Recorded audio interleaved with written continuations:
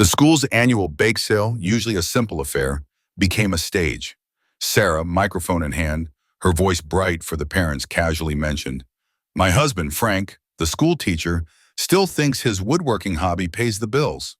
A ripple of polite laughter spread. My face flushed, heat rising, knowing exactly what she truly meant. Her smile didn't reach her eyes. The drizzle had started hours ago, turning the mid-October afternoon a muted gray. Frank pulled his old Ford into the driveway, the engine ticking as it cooled.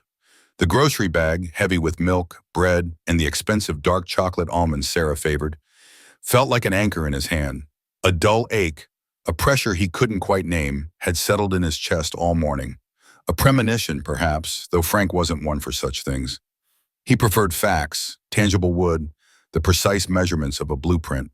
He let himself in, the familiar scent of Sarah's lavender air freshener, and something faintly metallic from his own workshop clinging to the air. As he stepped into the small hallway, he heard Sarah's voice, clear and amplified by the quiet house. She was on the phone, tucked into the alcove where they kept the landline, though she usually preferred her cell. Her tone was light, dismissive. "I'm leaving him, Mom," she said, a small laugh following the words. "Can't be married to a school teacher with hands like a carpenter's anymore." Frank froze. The grocery bag, a brown paper sack from Miller's Market, threatened to tear. The carton of milk in his left hand, the delicate package of chocolate almonds in his right, felt dangerously close to slipping. The words settled over him, cold and heavy, a sudden downpour inside the quiet house. His own hands, calloused and strong from years of teaching seventh grade history and a lifetime of shaping wood, clenched instinctively around the groceries. Sarah continued, oblivious. "He just doesn't understand the vision. Dale Hansen, my co-host, he gets it. The lifestyle channel, the podcast, it's a bigger world than this town, Mom." She paused, listening. Frank could hear the faint crackle of her mother's voice, an insistent murmur. "He was just a stepping stone, dear, not husband material for someone like you." Sarah laughed again, a sound without warmth. "Anyway, I've already found us an apartment. Dale's helping with the deposit." Another pause, then a softer, more intimate tone. "I'll tell Frank tomorrow morning. Get it all sorted before the end of the week." The silence that followed stretched, taut and thin. Frank took a breath, the damp chill from his jacket a faint presence against his skin. He moved slowly, deliberately, into the kitchen. He placed the heavy grocery bag on the counter, then carefully, almost reverently, lifted the milk carton and the chocolate almonds, setting them down. The water from his jacket collar beaded on the clean linoleum. He backed out of the kitchen, his movements precise, almost soundless. He closed the front door without a click. Outside, the rain had picked up. He walked around the side of the house, the gravel crunching under his boots, towards the detached workshop he had built himself, beam by painstaking beam, after his grandfather Arthur had died. Inside, the scent of sawdust and linseed oil offered a familiar comfort. He shed his wet jacket, hanging it on a peg by the door, and sank into the mahogany armchair in the corner, a piece he had spent months perfecting. The chair cradled him, the polished wood smooth beneath his hands. Outside, the gutters he had installed himself hummed with a steady cascade of rainwater, channeling it away from the foundation. He watched the streaks of water running down the pane of glass in the window. There was no sudden rush of anger, no urge to shout, to confront, just a cold, clear space opening up inside him, vast and quiet. His first thought wasn't of betrayal, not exactly. It was of Arthur, his grandfather, a man of few words but profound wisdom. Arthur's voice, gruff and steady, seemed to whisper in the workshop's quiet hum. "Patience, Frank. The right move at the right time. Watch, wait, then act decisively." Frank was 40 years old. He felt the weight of Arthur Miller's legacy, a quiet strength passed down through generations. He knew with an unsettling certainty that the time for watching and waiting had begun.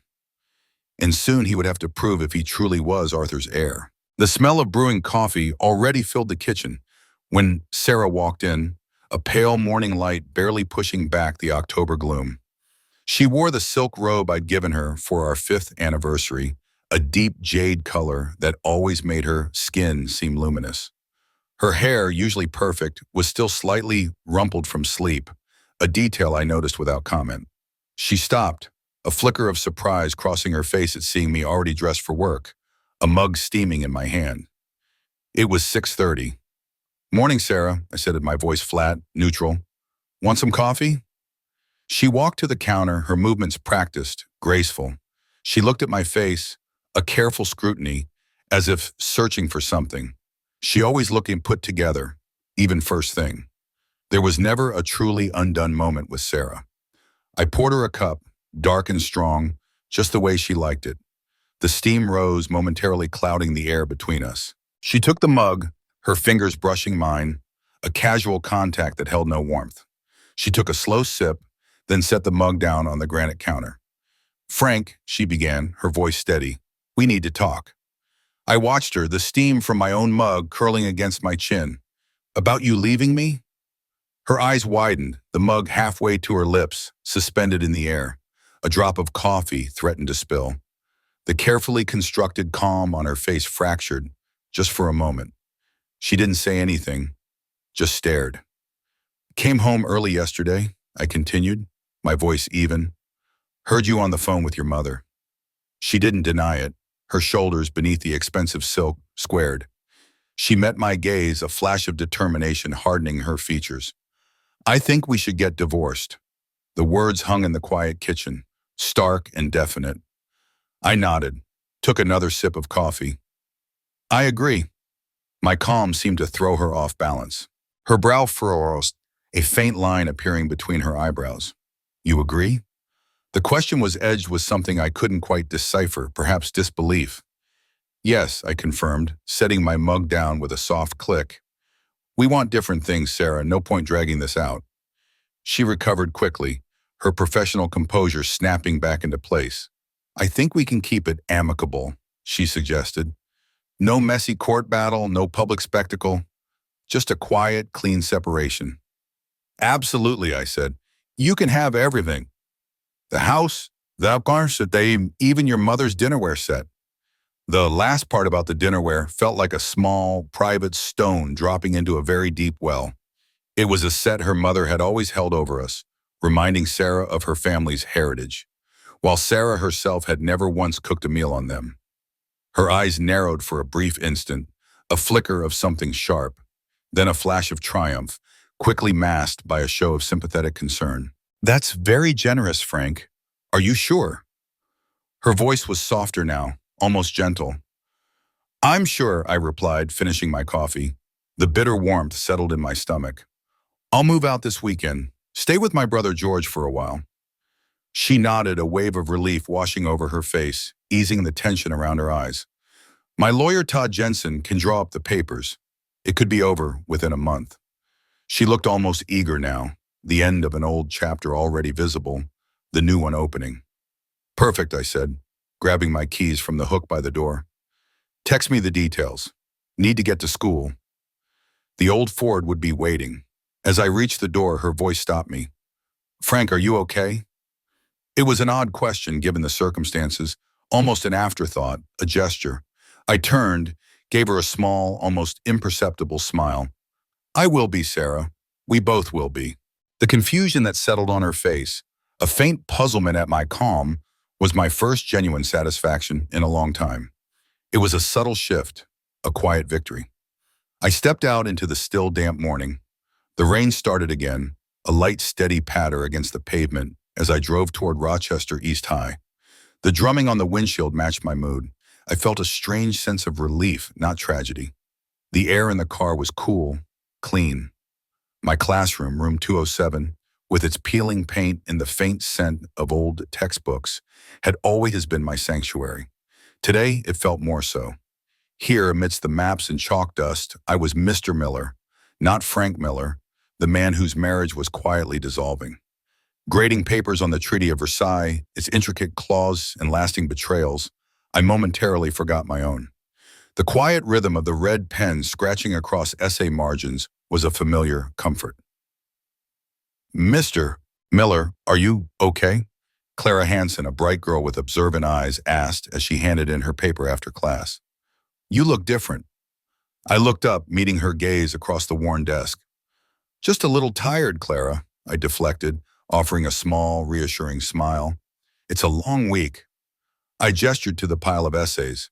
Now remember, the impact of the reparations was far-reaching. Don't forget that on your next quiz. She nodded, still looking at me, before turning to leave.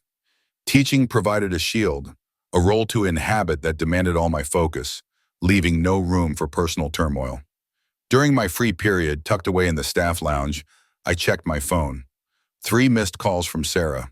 A text message too. Todd Jensen's office, Thursday at 3, confirm.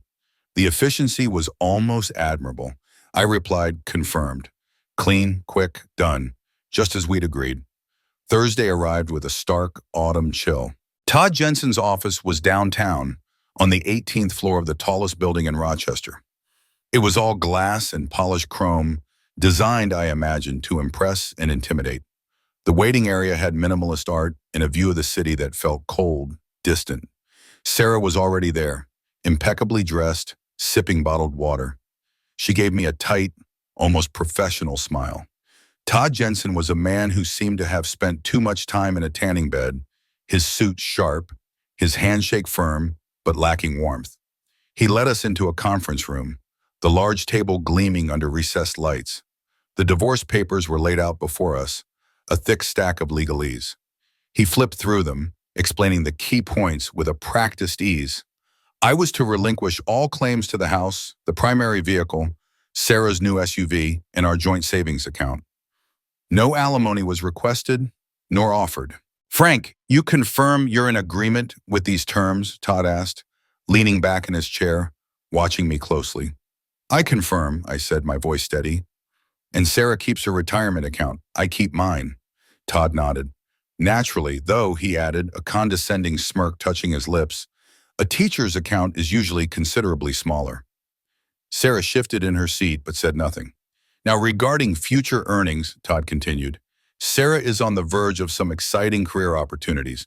We want assurance you won't seek any claim on her future income or potential earnings. He paused, letting the words hang. I fought a small smile. Dale's podcast must be quite promising then.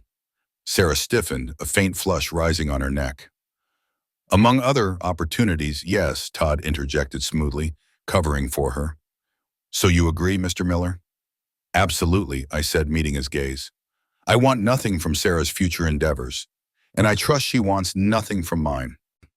My eyes flickered to Sarah, who looked away. I picked up the pen he offered and signed each page, taking my time, reading through the jargon, making sure every detail aligned with what I understood. Todd watched me, a faint disappointment in his expression, perhaps expecting some argument, some last-minute hesitation. There was none. When we finished, Sarah walked me to the elevator. Her composure, so carefully maintained, slipped for a moment.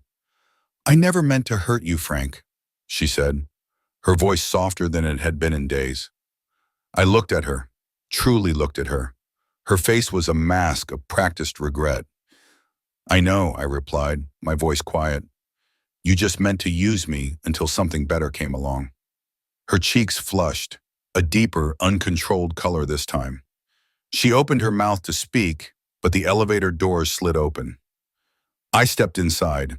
As they closed, cutting her off, I allowed myself a small, private smile. Phase 1 was complete.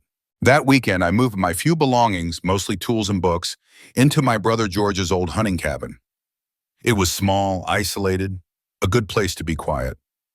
I told everyone I was staying in a spare room at George's house in town, wanting to keep up the appearance of a man who'd lost everything and was simply trying to regroup. I started driving my rusted pickup truck more often than the family sedan I'd left for Sarah. I wore older clothes, let my beard grow, cultivating the image of a man who no longer cared about appearances, a man humbled by his circumstances. Let them think what they wanted. One Saturday morning, after dropping off some library books, I found myself in Miller's Diner, a local institution where the coffee was always hot and the conversation low. I was settled in a booth near the back, nursing a cup of black coffee when Sarah walked in. She wasn't alone. Dale Hansen, all slicked back hair and an overly confident smile, was with her. They chose a booth by the window, catching the weak winter light. Sarah was radiant, a sheen of new success around her. She wore a tailored coat and an expensive-looking scarf. Dale, in a crisp button-down, was clearly enjoying the attention she brought, his gestures expansive as he spoke, occasionally touching her arm. I watched them from afar, a quiet, almost invisible observer. My beard, now fuller, and my worn flannel shirt completed the broken man persona I'd cultivated. I overheard snippets of their conversation. Sarah spoke animatedly about the podcast, Midwest Modern Living, and how their lifestyle brand was gaining traction. Dale chimed in, mentioning follower counts and engagement rates. They were building something, and Sarah, in her newfound role, seemed to bloom under the spotlight. Later that week, I started my documentation. Every evening, after grading papers and before retreating to the cabin, I dedicated hours to research. I delved into Sarah's public ventures, her growing social media presence, Dale's business connections. I learned about Midwest Modern Living, how it was structured, its investors, the content it produced. It was all meticulously cataloged in a folder on my old laptop, organized with the same precision I applied to my woodworking projects. My research wasn't limited to just them. I studied market trends, the nuances of copyright law, and the fickle, often brutal nature of viral content.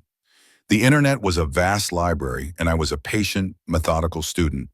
The cabin, with its silence and the steady ticking of a wall clock, became my command center. My brother Clint would occasionally call, his voice laced with concern. "Frank, you really need to get out more. George says you're just cooped up in that cabin all the time." I offered vague reassurances, something about needing quiet time, about getting back to myself after the divorce. He worried, but he didn't press. He knew I was stubborn. Teaching continued to be my anchor. The routine of the classroom, the predictable rhythm of lessons and bells, offered a quiet solace. My students, oblivious to the undercurrents of my personal life, kept me grounded. Occasionally, a sympathetic colleague would mention Sarah's rising fame, or a curious student like Clara would ask if I still talked to her. I'd offer a polite, non-committal answer, always maintaining the image of a man gracefully accepting his changed circumstances. As I observed Sarah and Dale's public narrative, I started noticing subtle inconsistencies. The way Dale always steered the conversation back to himself, even when praising Sarah. The way Sarah's eyes would dart to his for approval, even as she spoke with practiced confidence. It wasn't overt, but it was there, like a faint knot in a piece of wood, visible only to a craftsman. I arranged to meet with an old friend from college, Mark, a patent lawyer now working in Chicago. We met at a neutral coffee shop during one of his rare visits back to Rochester. Over lukewarm coffee, I discreetly inquired about intellectual property, ownership in collaborative ventures, and the pitfalls of partnership agreements, framing it as a hypothetical case for a friend. Mark, sharp and thorough, gave me valuable insights, sketching out scenarios and legal precedents on a napkin. In my workshop, the scent of fresh-cut cedar filled the air. I spent hours there, crafting intricate pieces that demanded immense patience and precision. A custom-built jewelry box, an ornate chessboard, each dovetail joint perfect, each surface sanded to a silken finish.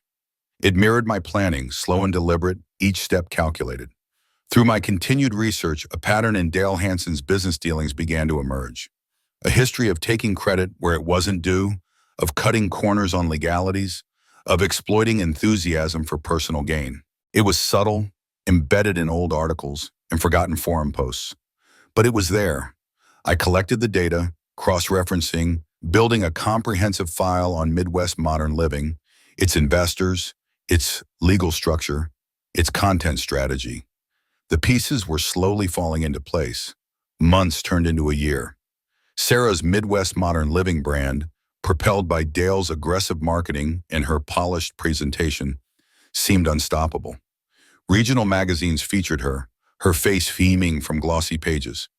They even had a segment on a local morning show demonstrating a rustic chic tablescape for Thanksgiving. From a distance, it all looked like an unmitigated success. But I was watching. The cracks began to appear, subtle at first. Comments beneath Sarah's social media posts, usually buried by praise, occasionally surfaced. "Dale is so pushy," or "Doesn't Dale let Sarah talk anymore?" I noticed Dale's name, once secondary, becoming more prominent in their branding, often appearing first or in a larger font. The partnership, it seemed, was becoming Dale's show. I started seeing Sarah around town more often at the grocery store or picking up takeout. The radiant glow she'd carried after the divorce had dimmed. Her movement seemed hurried, her smile tighter. There was a subtle stress in her eyes, a flicker of that old anxiety I used to recognize before she found her public persona. Then the whispers started. It came from an unexpected source, a distant acquaintance who worked in local media. Dale was having an affair, a younger production assistant from their team, someone barely out of college. The news landed with a quiet thud. I considered how to use this information, but the feeling wasn't right. It was a weapon, yes, but not the decisive move, not yet. Watch, wait, Arthur's voice echoed in my mind, steady and patient. I continued to portray the simple, recovering ex-husband. My beard grew longer, my clothes remained practical and worn. I spoke softly when I ran into mutual acquaintances, expressing only a mild, sympathetic interest in Sarah's continued success. My careful act ensured Sarah wouldn't suspect my true intentions. She saw what she expected to see. A man diminished. The whispers evolved. Colleagues, neighbors, even some parents at school began mentioning financial strain on Midwest Modern's living while, despite its outward success. They're expanding so fast, someone would say, must be costing a fortune. Dale's spending habits, however, seemed to accelerate. A new sports car, increasingly lavish dinners, a designer wardrobe.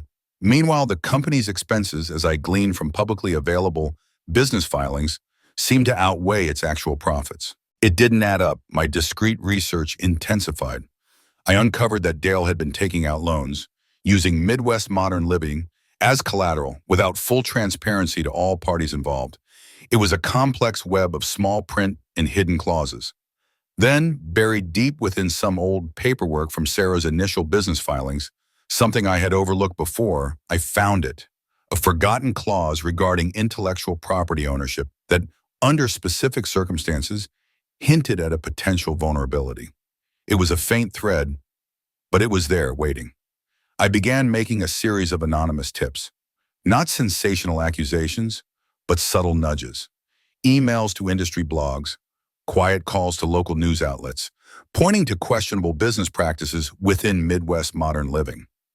I didn't directly implicate Dale or Sarah, just planted seeds of doubt about the brand's financial integrity and the ethics of its rapid expansion. I wanted the questions to start organically, from the outside, like a slow-moving current eroding a riverbank. One evening my phone rang. It was Sarah's mother, a rare occurrence since the divorce. Her voice, usually sharp and opinionated, was laced with an unfamiliar worry. She expressed vague concerns about Sarah's workload, about how exhausted she sounded, and about Dale's increasing influence. I remained calm, listening patiently, offering only sympathetic but non-committal responses. It sounds like a lot for her, I'd say, or Dale seems like a driven man. I let her draw her own conclusions, watching as the picture she held of Sarah's perfect new life began to fray. Sometimes the most effective action is to let others discover the truth for themselves. Stick around to the end to see how life's costly choices unfold. The seeds I'd planted began to sprout. First, whispers. Rumors about Midwest Modern Living facing financial difficulties started to circulate through the local social circles, then online forums. It was vague but persistent. The local paper, usually focused on high school football and town council meetings, ran a mild expose on inflated influencer earnings, subtly hinting at Dale's brand without naming names. The piece questioned the sustainability of such ventures, and the public started to pay closer attention. Sarah's carefully curated world began to show strain. Comments on their posts, once overwhelmingly positive, now included questions about the authenticity of their content, about product endorsements, about the brand's true value. I watched Sarah's public appearances, noting the growing frantic energy beneath her forced smiles. Her eyes, once bright with ambition, now held a desperate edge.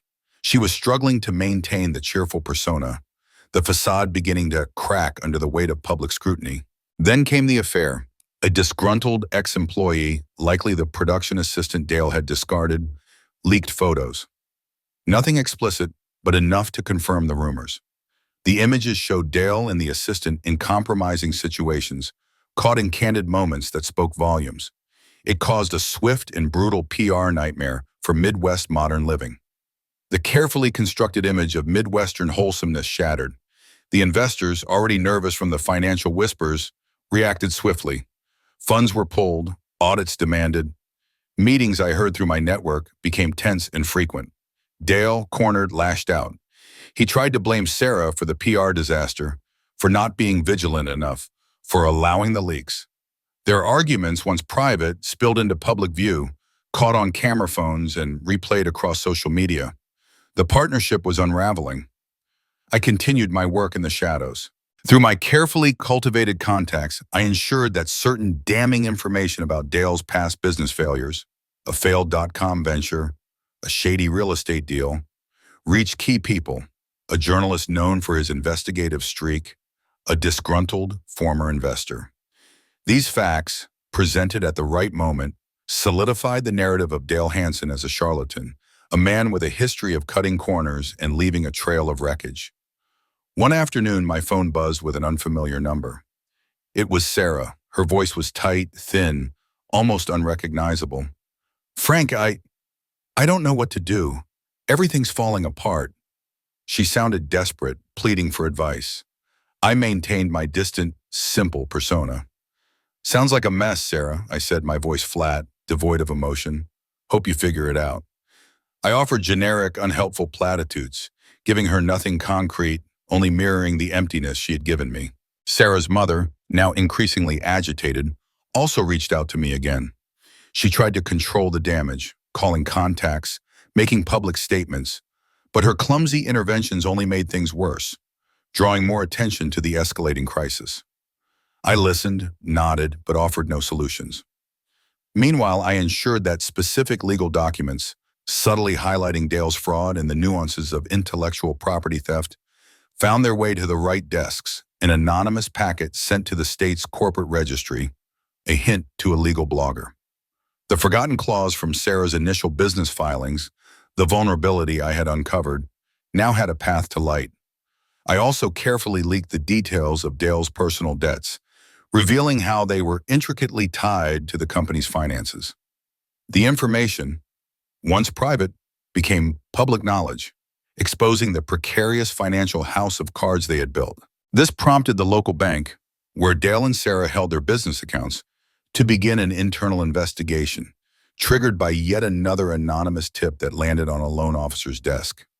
I watched, unwavering, from my quiet cabin, as the empire Sarah had built, seemingly on my back, slowly and irrevocably started to crumble. The pieces were falling, just as I had meticulously planned. The dam finally broke. Midwest Modern Living faced multiple lawsuits. Investors, feeling defrauded, and former employees denied their last paychecks, swarmed. Sarah's lifestyle channel, once her pride and joy, was canceled without ceremony. Her social media accounts, once boasting hundreds of thousands of followers, bled subscribers, leaving a digital wasteland of angry comments and empty metrics.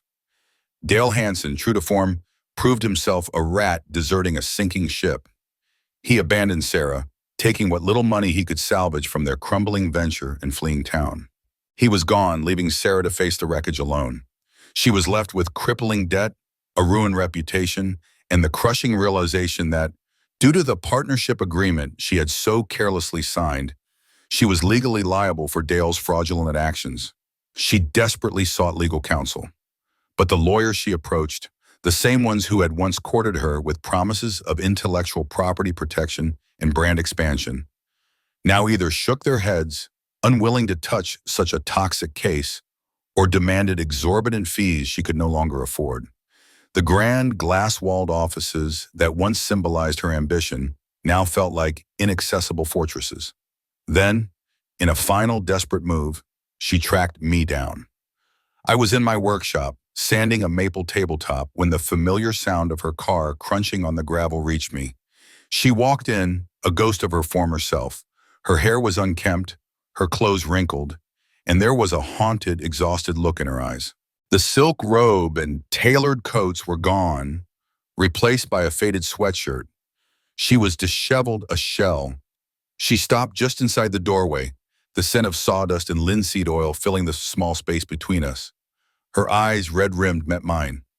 "You knew, didn't you?" she accused, her voice cracking, barely above a whisper.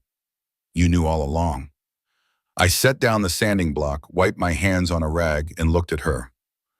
The act was over. My face was calm, composed. "Arthur always said," I began, my voice steady, "watch, wait, then act decisively." I laid out the meticulous plan, not with malice, but with a quiet, factual precision. I spoke of the anonymous tips, the strategically leaked documents, the carefully placed questions that had led to the investigations. I explained how I had orchestrated the flow of information, ensuring Dale's downfall, and by extension, her complicity. "You wanted more, Sarah," I said, the words quiet but firm. "You got it. All of it." She listened, her face paling as each piece of the puzzle clicked into place. The sheer scale of my calculated revenge, the quiet, relentless dismantling of her new life, overwhelmed her.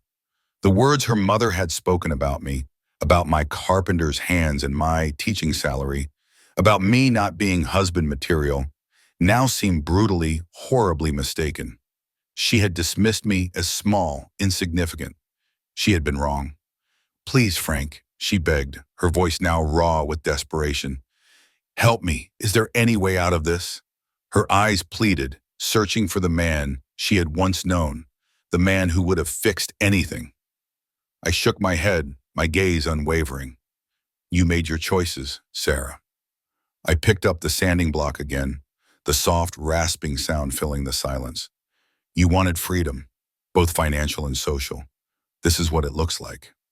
She stood there for a long moment, tears streaming down her face, the last remnants of her pride crumbling.